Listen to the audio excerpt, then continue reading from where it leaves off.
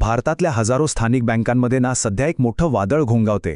हा काही छोटा मोठा बदल नाहीये, तर एक असा निर्णय आहे ज्यामुळे अनेक वर्षांपासून बँका चालवणाऱ्या जुन्या जाणत्या नेतृत्वात आणि नव्या नियमांमध्ये एक मोठा संघर्ष पेटलाय. पण मग प्रश्न असा उभा राहतो की ज्या लोकांनी आपलं आयुष्य या बँका उभ्या करण्यात घालवलं, त्या हजारो अनुभवी संचालकांना अचानक आपली जागा सोडायला का सांगितलं जात आहे? याच्यामागे नक्की काय गौडबंगाल आहे? चला या सगळ्या प्रकरणाच्या मुळापर्यंत जाऊया.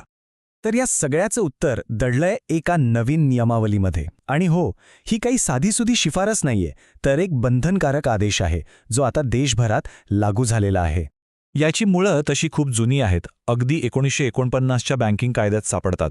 पण खरा भूकंप झाला तो सप्टेंबर 2020 मध्ये. याचवेळी केंद्र सरकारने कायद्यात एक अशी दुरुस्ती केली ज्याने देशभरातल्या सगळ्या नागरी सहकारी बँका, ज्यांना आपण अर्बन कोऑपरेटिव्ह बँक्स म्हणतो, त्या थेट रिझर्व्ह बँकेच्या नियंत्रणाखाली आल्या. तर हा आदेश कुणी काढलाय? थेट भारतीय रिझर्व्ह बँकेने, म्हणजेच आरबीआयने. आणि हा कोणासाठी आहे? तर याच नागरी सहकारी बँकांच्या म्हणजेच यूसीबीजच्या संचालकांसाठी. आरबीआयने त्यांच्या कार्यकाळावर आता एक प्रकारे लक्ष्मण रेषाच आखून दिली आहे. आता हे नियम नेमके आहेत तरी काय? बघा, सोप्या शब्दांत सांगायचं तर यात 3 मुख्य बंधनं आहेत. पहिलं म्हणजे कोणताही संचालक सलग 2 टर्मपेक्षा जास्त पदावर राहू शकत नाही. दुसरं, आयुष्यातला एकूण कार्यकाळ 10 वर्षांपेक्षा जास्त असू शकत नाही. आणि तिसरं, जे सगळ्यात महत्त्वाचं, 10 वर्ष पूर्ण झाल्यावर संचालकांना काही काळ बाजूला थांबावं लागेल. त्याला कूलिंग ऑफ पिरियड असं म्हणतात. पण प्रश्न असा आहे की इतके कडक नियम आणण्याची गरजच काय पडली? सरकार आणि आरबीआयच्या मनात नक्की काय विचार होता? चला त्यांची बाजूही नीट समजून घेऊया. या सगळ्या कठोरपणामागे एकच मोठं आणि खरं तर दुःखद कारण आहे. ते म्हणजे पीएमसी बँकेचं महासंकट. काही वर्षांपूर्वी झालेला तो घोटाळा आठवला तरी आजही अंगावर काटा येतो. हजारो सामान्य ठेवीदारांचे हक्काचे पैसे एका रात्रीत अडकून पडले होते. असं पुन्हा कधीही होऊ नये यासाठीच आरबीआयने हे कठोर पाऊल उचललं आहे. आरबीआयचं ध्येय अगदी स्पष्ट आहे. त्यांना बँकांमध्ये सुशासन आणायचं आहे, ज्याला आपण गुड गव्हर्नन्स म्हणतो. वर्षानुवर्षे एकाच व्यक्तीच्या किंवा गटाच्या हातात सत्ता राहिल्यामुळे जो भ्रष्टाचार वाढतो त्याला आळा घालायचा आहे.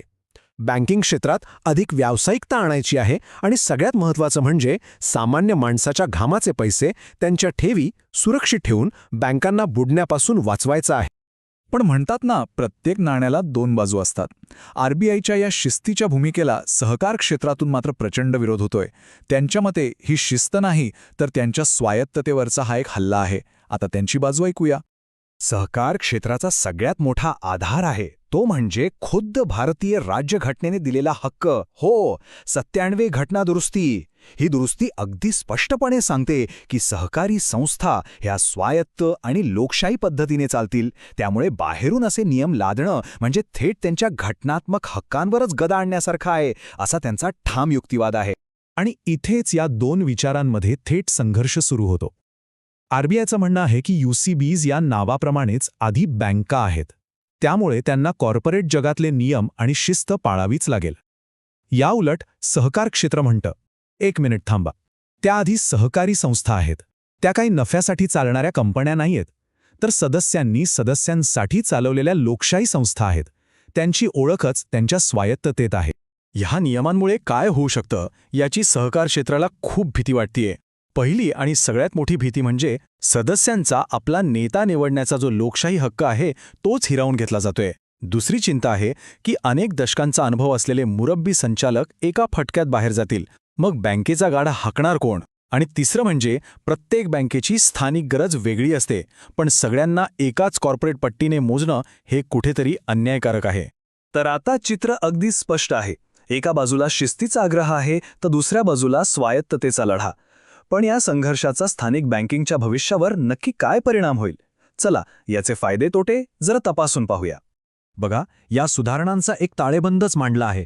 जमेची बाजू पाहिली तर बँकांमधली मक्तेदारी मोडून निघेल, नवीन चेहऱ्यांना संधी मिळेल आणि कारभारात पारदर्शकता वाढेल. हे नक्कीच चांगलं आहे. पण नाण्याची दुसरी बाजूही तितकीच गंभीर आहे. अनुभवी नेतृत्वाची एक मोठी पोकळी निर्माण होईल. छोट्या बँकांमध्ये गोंधळ उडू शकतो आणि सदस्यांच्या मतदानाच्या हक्कावरही गदा येऊ शकते. या सगळ्या चर्चेच्या शेवटी आपण एका अशा वळणावर येऊन पोचतो जिथे सोपी उत्तरं संपतात आणि एक खूप अवघड, एक खूप मूलभूत प्रश्न आपल्यासमोर उभा राहतो. हाच प्रश्न या संपूर्ण वादाच्या केंद्रस्थानी आहे. आणि तो प्रश्न या वाक्यात अगदी नेमकेपणाने मांडला आहे. हा कायदा शिस्तीसाठी नक्कीच आहे, पण ती शिस्त लावताना जर सहकाराचा आत्मा म्हणजे लोकशाहीच हरवली तर त्या सुधारणेला खरोखर सुधारणा म्हणता येईल का? शिस्त आणि स्वायत्तता या दोन टोकांमध्ये योग्य तो तोल साधणं हेच आज भारतीय सहकार क्षेत्रापुढचं सर्वात मोठं आव्हान आहे.